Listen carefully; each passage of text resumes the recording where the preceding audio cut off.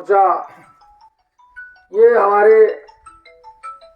ये राष्ट्र स्तर पे संगठन बनाने की जरूरत क्यों पड़ी।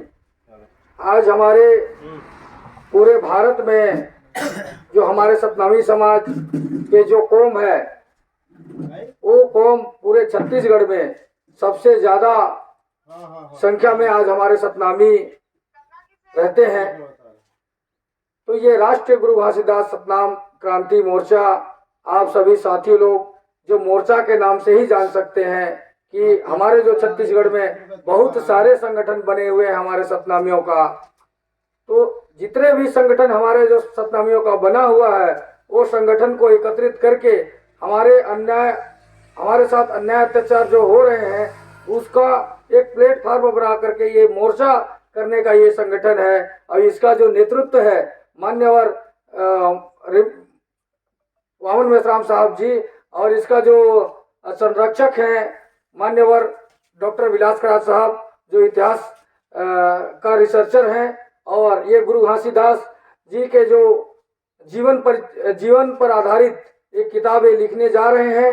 इनको भी हम इनका जो इतिहास को पूरे रिसर्च करके ये बहुत जल्दी हमारे गुरु घासीदास का जो जीवन परिचय है वो लिख करके हम लोगों के बीच में ये किताब प्रस्तुत होगी। इसके लिए हमने अप्लाई कर दिया है और साहब ने लिखना शुरू भी कर दिया है।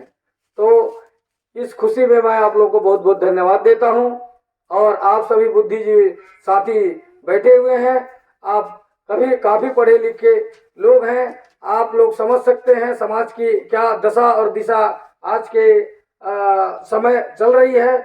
और आप लोगों को चिंतन मनन करके ये जो हमारे निर्दोष साथी जो जेल में डाले गए हैं उनका रिहाई के लिए, और जो हमको जो न्याय मिले, जो अन्याय हुआ है वो न्याय के लिए हमको हर संभव लड़ना चाहिए। और हमारा जो कौम है एक पहले से इतिहास में लड़ाकू कौम रहा है। जो हमारा बालक दास जो गुरु थे, जो राजा थे, उनको भी इन्हीं का शिकार होना पड़ा है। जो 3.5% के जो ऊंच नीच पाखंडवाद को जो मानने वाले लोग हैं, वही लोग अपना वर्चस्व को कायम करने के लिए उनका जो हत्या हुआ।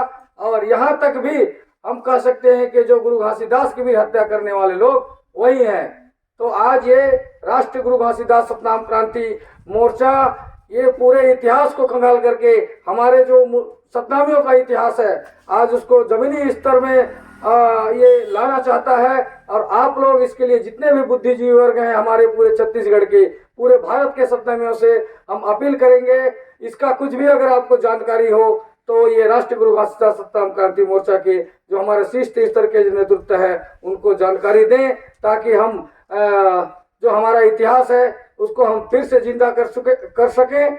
और इस यात्रा में आप लोग भरी संख्या में जो रायपुर में 14 नवंबर को जो महारैली होने वाली है उसमें आप लोग आएंगे, ऐसा आशा और मैं विश्वास करता हूं।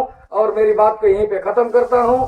आपने मेरी बात को ध्यान से सुना, इसलिए धन्यवाद। जय सतराम, जय जोहार, जय भीम।